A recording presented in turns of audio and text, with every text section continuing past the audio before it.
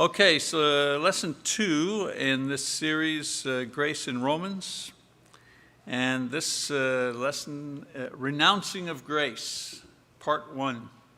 And we're going to be covering here chapter 1, verses 1 to chapter 3, verse 25. So last week we started our series on this book, and I told you that we would be tracing the idea of grace as Paul explains it in this epistle. It's not a line-by-line study. We're focusing on a topic, one topic throughout the book, not line by line. That's why you need to read at home before we get here. So this is what the outline looks like. I explained that to you last week, that we're going to follow for this study. 5 parts: renouncing of grace, response of grace, request of grace, refusal of grace, result of grace. Those are the 5 parts that cover the entire book. And this week we start with the first section where Paul explains how mankind, when I say man, I'm always referring to mankind, all right? So how mankind has renounced God's grace, and how this renunciation has led to what's called universal sin. And that's chapter 1 to chapter 3, verse 20. If someone say, what's Paul talking about at the beginning? He's talking about universal sin, and he explains it. So in the opening verses of the book, Paul greets his readers by establishing his credentials as an apostle. He summarizes what the gospel is, and he offers a blessing upon them. He also states his own objectives in ministry, and that is to preach to all men, meaning mankind, the gospel, to both Jews and to Gentiles, and that the gospel is God's power to save them. We talked about that passage in Romans 1, verse 16. He then begins his effort to show that all men need this gospel, and he does so by explaining, again, what we call the universality of sin.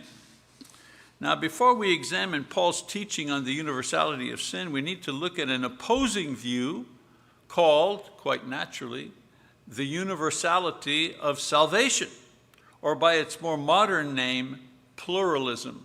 You hear that sometimes, in referring to religious ideas. Pluralism, what's pluralism? Well, pluralism is the universality of salvation. It is a popular idea in the religious world that says that the love and the grace of God virtually ensures that everyone will be saved no matter what path they choose. That, in essence, is the idea of populism in religion.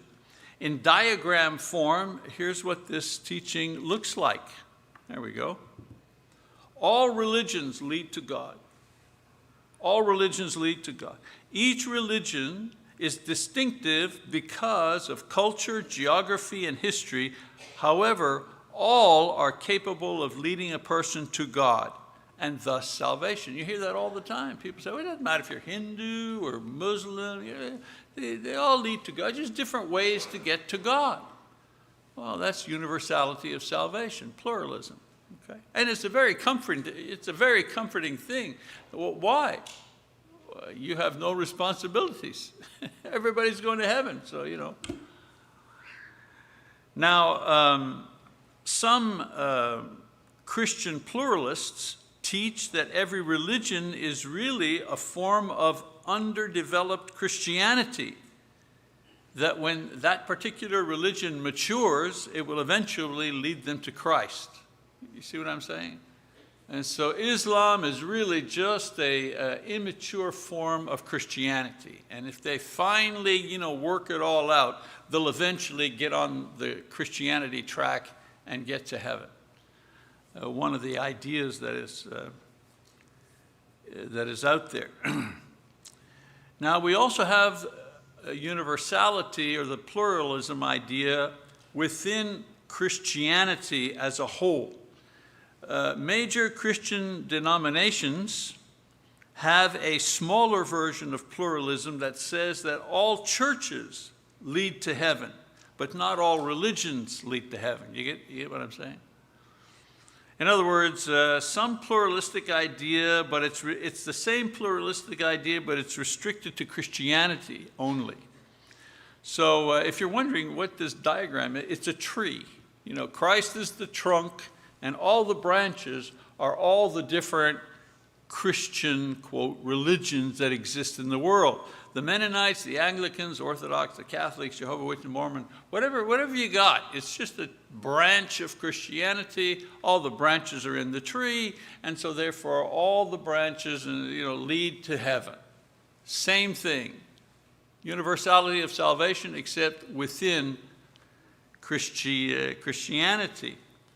The people that hold to this idea of universality use language like, you're talking to one of these people when they use terms like, what's your religious expression?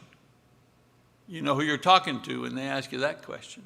Or they say, this fellowship of believers over here, or that fellowship of believers over there. That's just,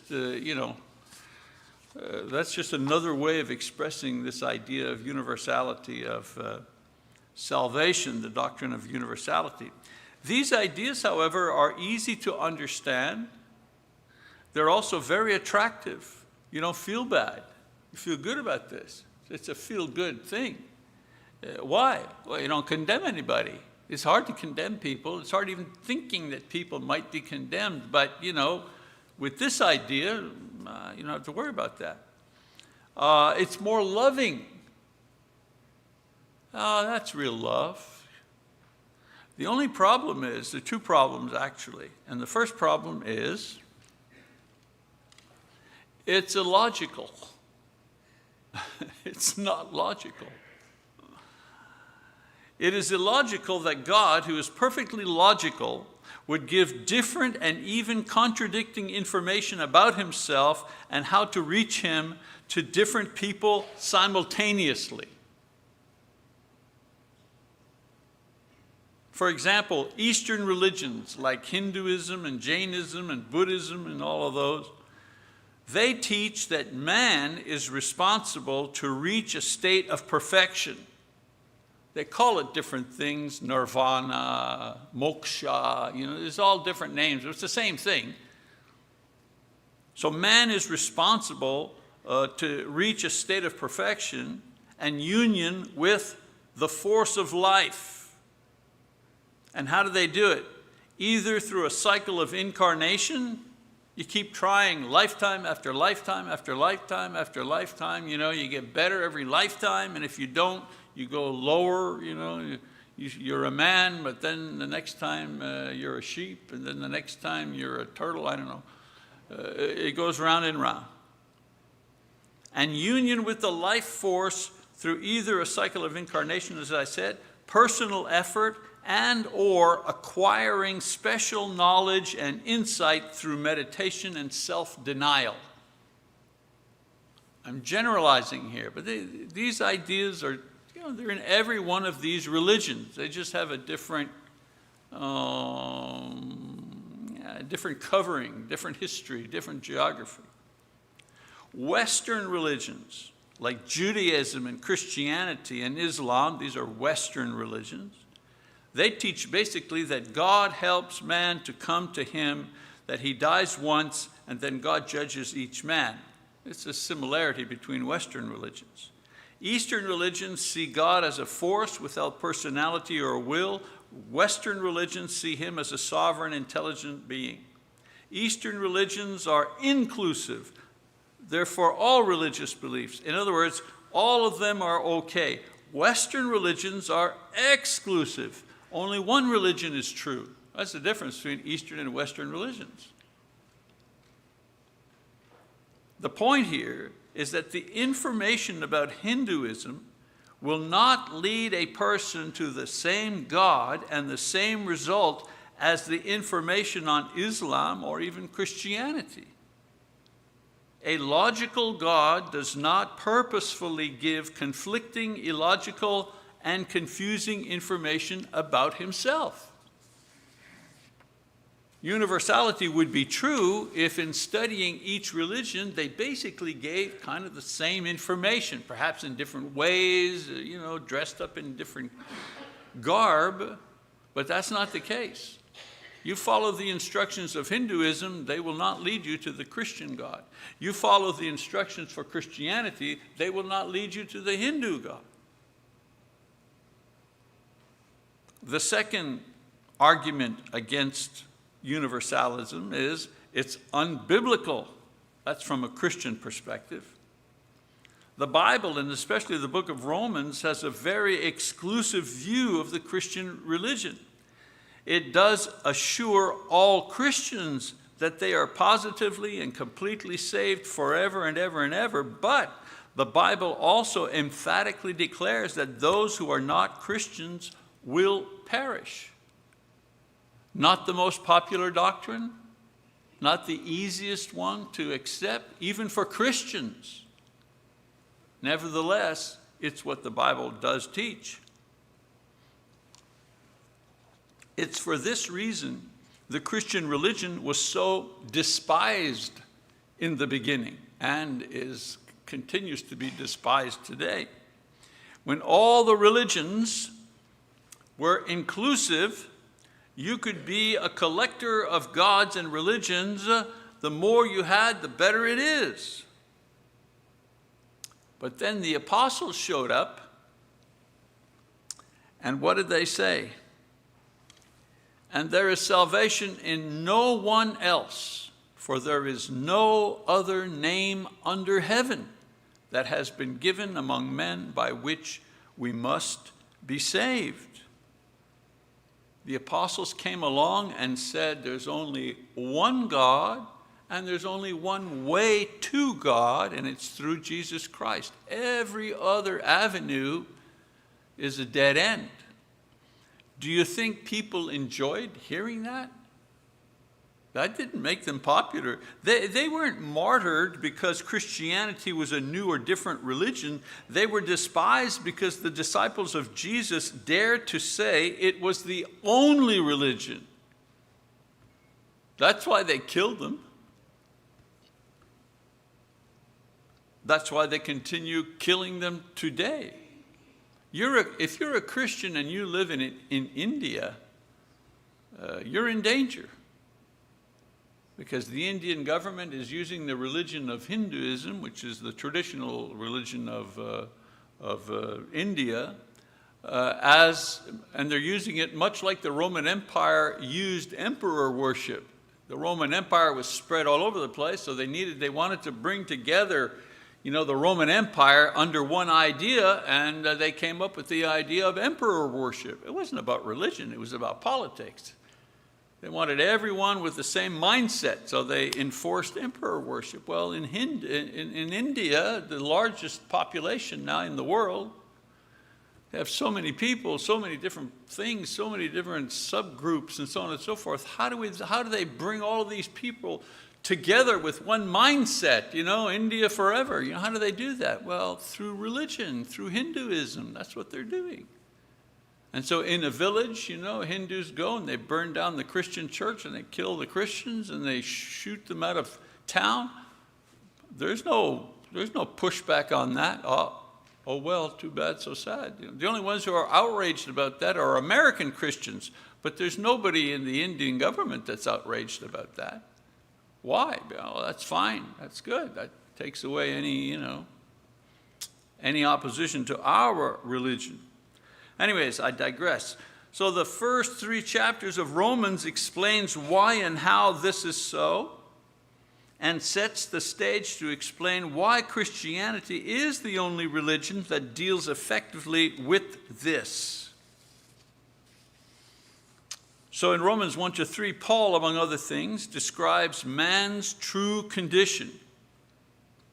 Remember, we said the point is there are lots of religions in the world, and there are some that believe that all religions go to heaven. The apostles come up. That's not a new idea. That's a very old idea that continues on today. So now the apostles come along and they say, excuse me, but there is only one religion and only one way to go to heaven, through Christ. Why? Because all men mankind, are sinners. That's why. And God will condemn them. That's why. So this is the beginning of his argument, okay, in Romans 1-3. Man's true condition, he's fallen from the grace of God. He has renounced the grace of God. Man begins good, the recipient of God's grace as the head of creation, a partaker of the divine nature, an intimate relationship with God. All of this is possible. Why? Because of God's grace. This was God's first expression of grace towards mankind, and through disobedience, man fell or renounced this grace to the condition that Paul describes in 1, 2, and 3 in the book of Romans. In other words, what happens to you if you deny God's grace, if you renounce it? I don't want it. You push away from it. What happens to you? Paul explains here in 1, 2, and 3. And he begins describing this fall by describing the process in verses 18-23. The process of sin itself and how it leads to judgment and death. So let's read verse 18. It says, "For the wrath of God is revealed from heaven against all ungodliness and unrighteousness." That's everybody's ungodliness. The Hindus over here who have an ancient religion, and the Egyptians over there, and the Indians in North America, and the Eskimos up in Alaska, all unrighteousness and ungodliness of men who suppress the truth in unrighteousness. So he describes the process of sin itself and how it leads to judgment. God punishes all who refuse and willingly suppress the truth. And what is the truth? Well, the truth is that there is a God, he can be known, and he is to be obeyed. That's the truth. That's the truth. And Paul says, it says that they who suppress the truth in unrighteousness. In other words, they must willingly suppress this truth that there is a God. They must willingly suppress the truth, or else it will just keep popping up. I use the example of a beach ball. You go into a swimming pool with a beach ball, right? What will it do? Well, it'll float on the water, right? So if you jump on it and you press it, you get it to go underwater, what do you have to do to keep it underwater? Well, you have to suppress it. You have to push down on it. Because if you let go, what will happen? It'll just pop up again. That's the imagery. Paul says men are suppressing the truth, keeping it down, because without willful suppression of the truth will just pop up because it's so evident. In verses 19 and 20, he continues this thought. He says, because that which is known about God, the truth, is evident within them, for God made it evident to them. In other words, God made mankind in such a way that he knows intuitively that there has to be a God. For since the creation of the world, his invisible attributes, his eternal power and divine nature have been clearly seen, being understood through what has been made, so that they are without excuse. So God, or truth, is known in two natural ways. On the inside of man, what would that be on the inside of man? What would we call that? How would you know that? What's he talking about here? One word. Your conscience. We have a conscience. Okay? That's one way to know truth. And the other way to know it, he says here, through what has been made. So inwardly through our conscience, we recognize that there's a higher power. And outwardly, simply by observation, we see that there is a higher power. I mean, I can't produce grass. I can cut it. I can mow it. But I can't create it.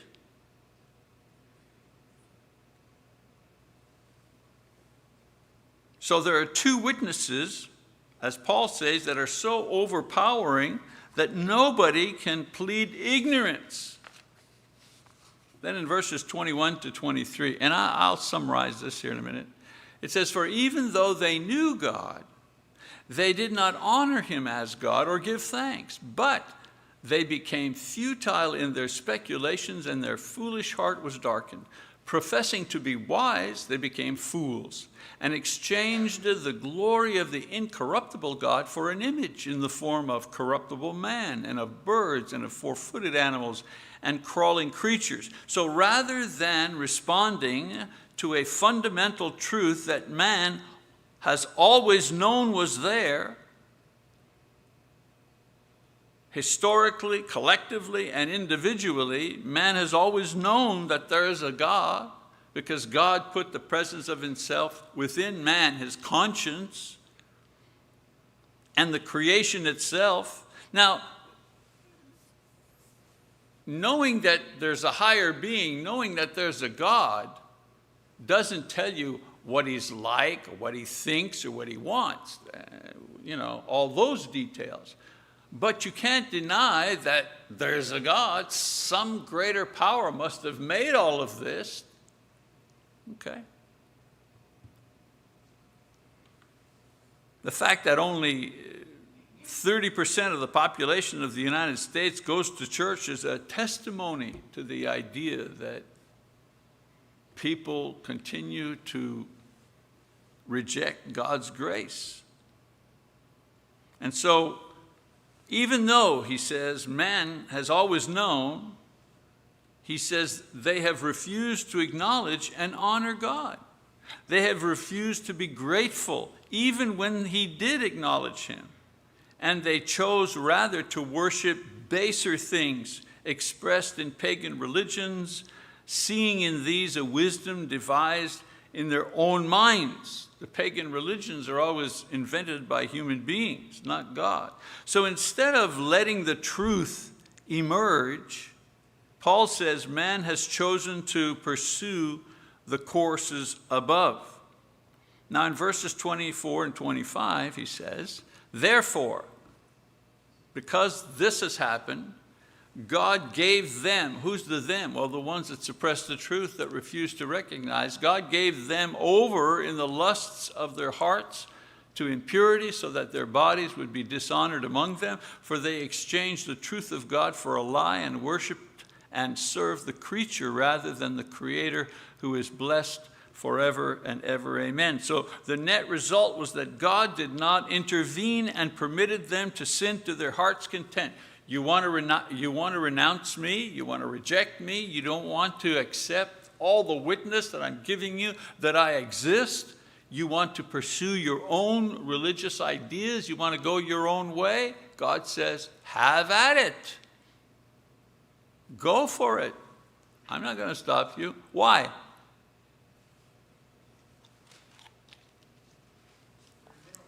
Exactly.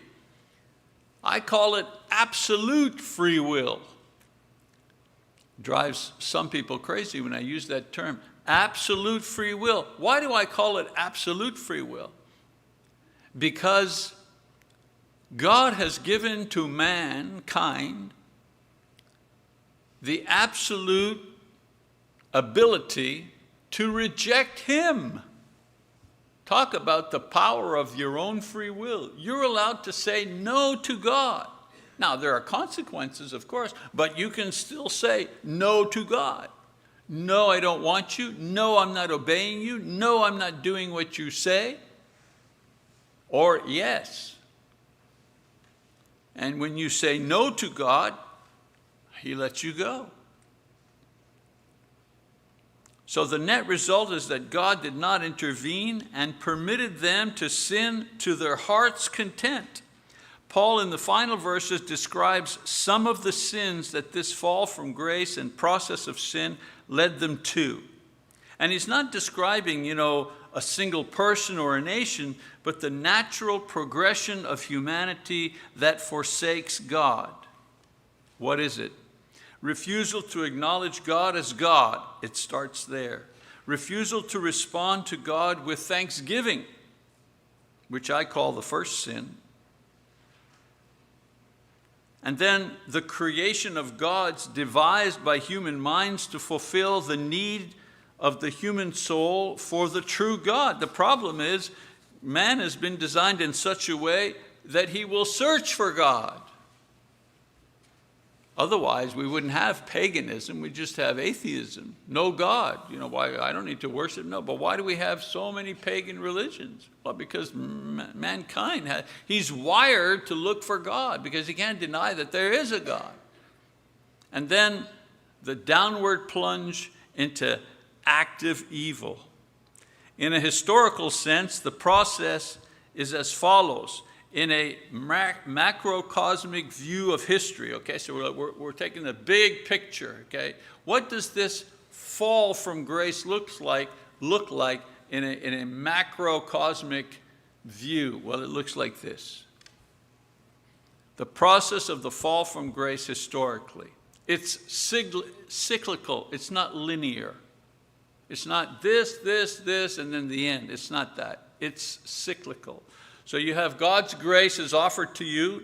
We start there. Then the first step down is what's called a theological fall. What's a theological fall? Man refuses to recognize God as God. That's a theological fall. In other words, your theology is screwed up if you don't accept that. You may have theology, in other words, some idea about gods, and you're making up ideas about gods and worshiping gods, but you're not worshiping the true God. So you have a theological fall. When you have a theological fall, the next step on the downward slope is a philosophical fall.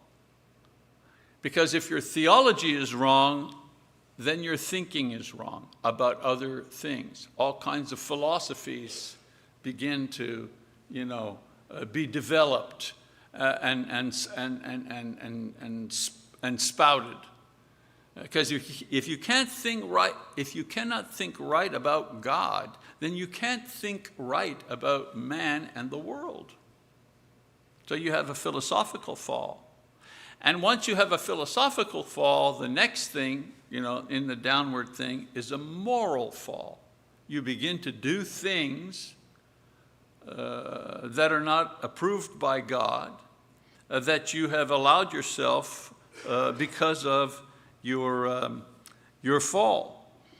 Now, as I say, this process is not linear, but rather cyclical. And throughout history, mankind has gone through this cycle over and over again. For example, just a few. Okay, you have the creation. You have from the creation to the Garden of Eden. What happens then? Well, you have your first fall with Adam. And it goes down, and what happens? And then Cain kills Abel. And then there's polygamy. And then there are wars, And then Seth comes along, and men begin to call on the name of the Lord. So a kind of revival comes. But then from Seth, we go all the way to the flood, where the thought of every man was evil. The intention of every heart was evil. So, it's gone down and down again. And what does God do? Well, he sends the flood. And then after the flood, Noah starts all over again to repopulate the earth and so on and so forth. And what happens? Well, we get to the Tower of Babel, where men now are starting to build a tower up to heaven. And so what does God do? He disperses them, takes away that power, and sends them to all points of the earth. And then you have Abraham is called, and a people are formed in order to put God's eventual plan of salvation into action. And that starts, the people of God start. And throughout Jewish history, you see this circle going over and over again. This king was a good king. And, we start with Saul. It starts with great promise, but Saul goes crazy and, tries to kill David, and he dies in shame, and so on and so forth. And then, David comes, and then there's a glory, and Solomon, a time of glory, we're in the up circle, and then it starts to go down and down again, because his descendants. And if you read the book of Kings and Numbers and all that, it says this king followed God, this king didn't follow God, this king was worse than the first king, and you see the same cycle going around and around all the way to the time of the crucifixion. And then the Christianity comes in, and there's not a revival, but there's like light that comes into the world, and the church starts to grow. And what happens? Well, we get to by the time of the Middle Ages, Christianity doesn't look anything like it is, like it was created. You have the Middle Ages.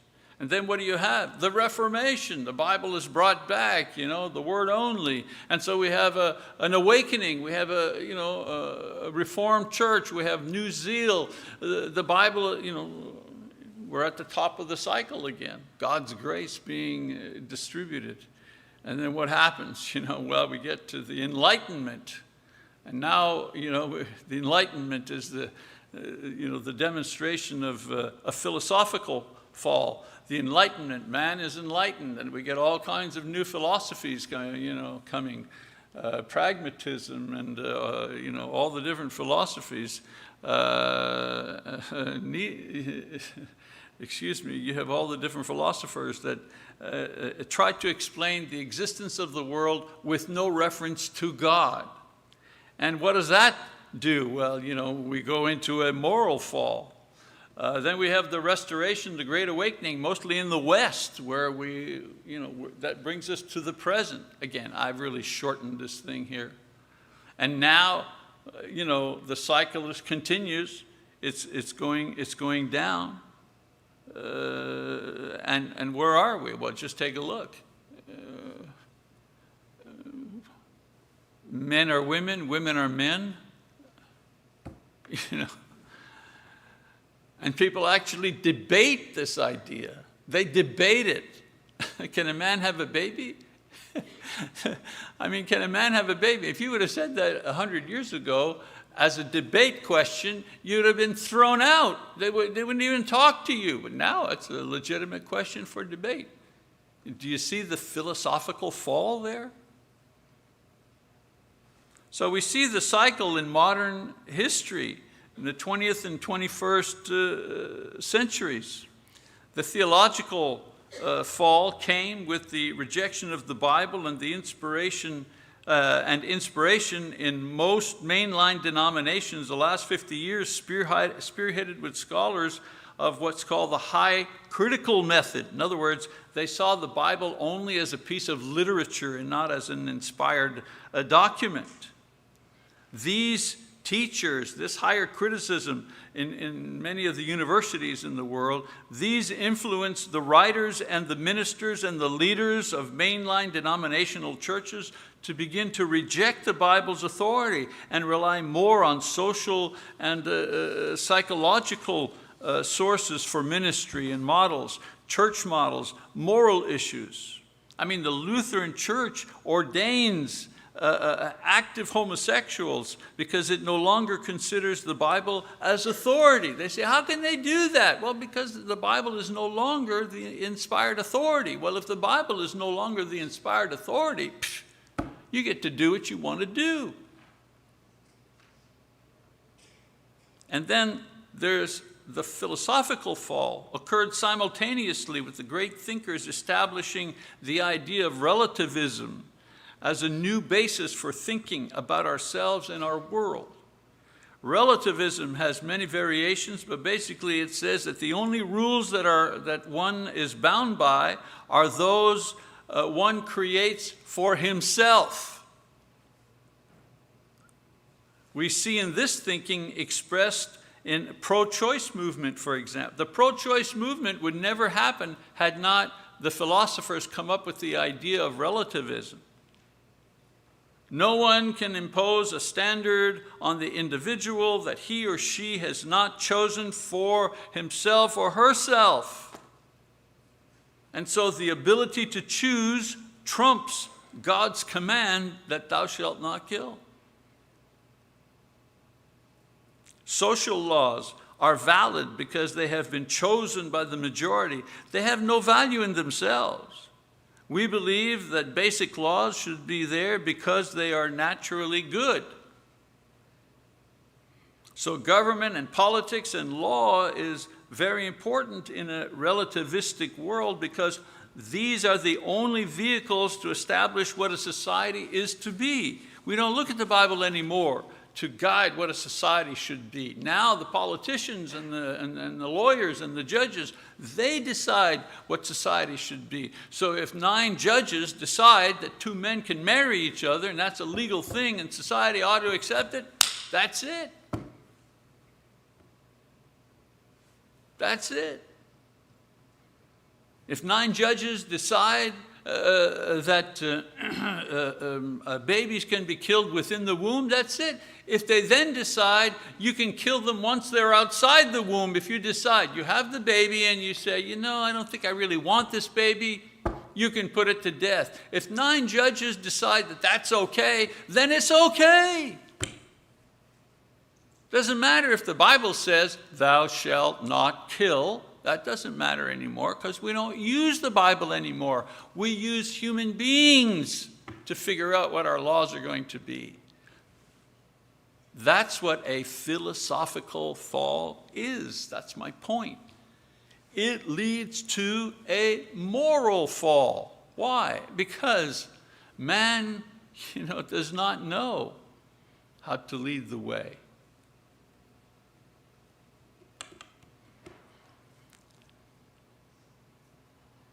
So we should be afraid of a completely relativistic country like Russia, for example, becoming a complete democracy without any religious conscience, because fueled by our capitalistic system and a nation that is totally relativistic, they could choose to collectively destroy us and have the money to do it and feel no remorse because, well, it was the will of the majority. It isn't that might makes right, what Nietzsche kind of said. It's that the majority has priority. The problem in our country today is that we're kind of split down the middle, aren't we? That's why there's so much, no one idea prevails. In a relativistic world, there's no such thing as loving your enemy, because the majority of the people would never choose to adopt such a policy. Only a religious people would do so. After World War II, what do you think was motivating the idea that America would go and help Japan rebuild and have the Marshall Plan and have, our money and our technology and our people go to Europe to help to rebuild Germany? In a relativistic world, man, that wouldn't wash at all. And then, of course, the moral fall that follows. We are currently experiencing the moral fall of the West. The East fell with communism and secularism in Europe. They're done. When homosexuals march in the street for their rights, when governments openly rob their own people, when God's name is publicly blasphemed before millions of people in the media day after day after day, and there's no outrage and there's no way to stop it. When we glorify and we pour adulation on liars and thieves and fornicators and God-haters, as we do on many of our entertainers and athletes who publicly act this way without shame. Trans influencers online with millions of followers? What's that? When this type of systemic immorality becomes clear and visible to everyone, then 3 possible things are near.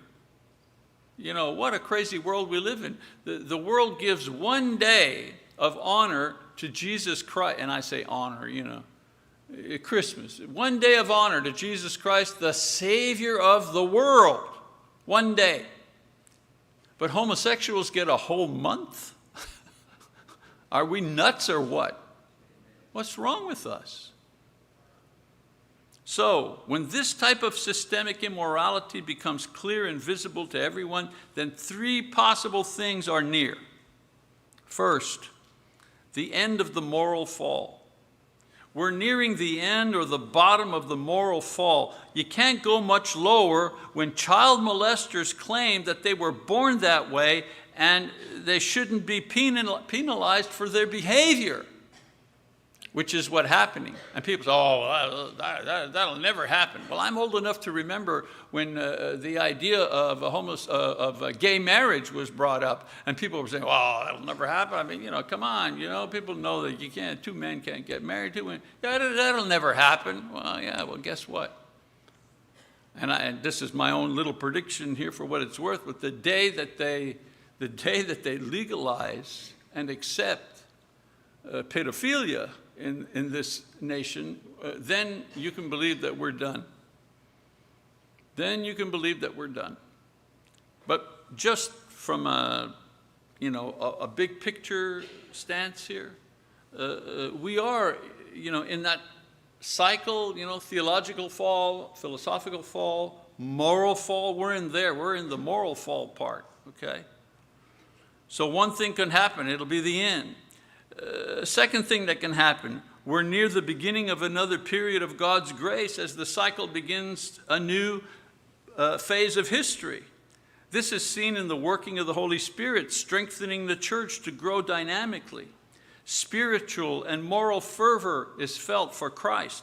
Not just any revival of religion, like not for any one particular church, but the rise once again of the church that belongs to Christ. Because let's face it, we're near the end of the world. That's a third thing. We're near the end of the world brought on by the return of Jesus. So my point is, when we get to the bottom, we only have two ways to go. We get back to the top. Another period of grace. God intervenes and strengthens the church, and there's a great awakening, and the church begins to grow, and people come to Christ, and a renewal that comes, which is then followed by another fall, and the cycle keeps going round and round throughout history. So we're either going to have a period of grace. I hope we do that. I hope we do that. Or the only other conclusion, or Jesus will come. Because it is when there is the greatest challenge to God's authority and position that Jesus returns. This is what 2 Thessalonians teaches. However, I say, the man of lawlessness has not yet been revealed. So I doubt we're at this point. So don't misunderstand me. I'm not preaching, the Lord is coming, this year. I'm not saying that. I'm saying when the way this cycle works throughout history, we're at the point now, either we're going to have a period of renewal or the Lord will come. The man of lawlessness will be revealed in some way and the Lord will come. Either way, we're ahead. This is how the cycle continues to play out throughout history. So, I come back to Romans. In chapter 1, Romans, Paul is describing this cycle of falling from grace and how all humans are caught up in it in one way or another. In chapters 2 and 3, he goes from a macrocosmic, big picture view, which I just explained to you, to a microcosmic, detailed view of the same thing, but in a single person. So the big picture view, Romans 1. The small picture view, Romans 2 and 3. From the moral history of mankind to the workings of sin in the heart of each individual man, and the result of this in the lives of individual Jews and Gentiles. So the lesson for us so far is that this cycle continues and each of us is caught up in it despite our advanced technology and global worldview. And the moral collapse of society is played out in each of our personal lives as well. So in the end, there remains only one name under heaven, by which we must be saved also, and that's Jesus Christ. It's as true today as it was when Paul wrote the book of Romans. I told you the power of the gospel, which is the revealed grace of God, is just as powerful today as it was then. When we study Romans, or any other book of the Bible for that matter, we are handling that power, that spirit, that life that can lead us to a state of grace, or it can ignite a period of grace for the whole world if we're not part of it. Such is, last thing, such is the power of the gospel that Paul speaks of. It can ignite a new period of grace, a new period of renewal, not just in one person's life, but in the whole world. Okay? All right, so we had to kind of understand the big picture before we understand the small picture, which we will get into next week. That's it for now. Thank you very much for your attention. We are dismissed.